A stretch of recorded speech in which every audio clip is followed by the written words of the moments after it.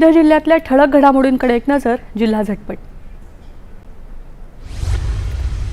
अमरावती दुर्घटनेच्या पार्श्वभूमीवर सिंधुदुर्गच्या जिल्हाधिकाऱ्यांनी कुडाळ महिला आणि बाल रुग्णालयाची पाहणी करून सुरक्षा व्यवस्था आणि आपत्कालीन तयारीचा घेतला आढावा.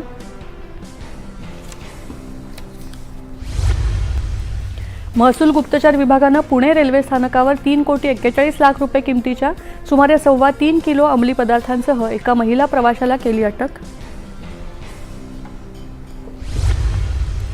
यवतमाळ जिल्ह्यातल्या दिग्रज इथे स्थानिक गुन्हे शाखेनं केलेल्या कारवाईमध्ये घातक शस्त्र बाळगणाऱ्या तरुणाला पोलिसांनी घेतलं ताब्यात.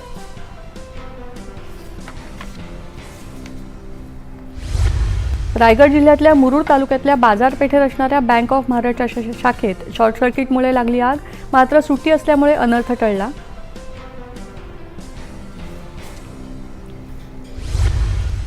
आणि जालना जिल्ह्यात कृषी व्यवसाय घटक प्रशिक्षण कार्यक्रम विविध तज्ज्ञांच्या उपस्थितीत आणि शेतकऱ्यांच्या उत्स्फूर्त प्रतिसादात संपन्न.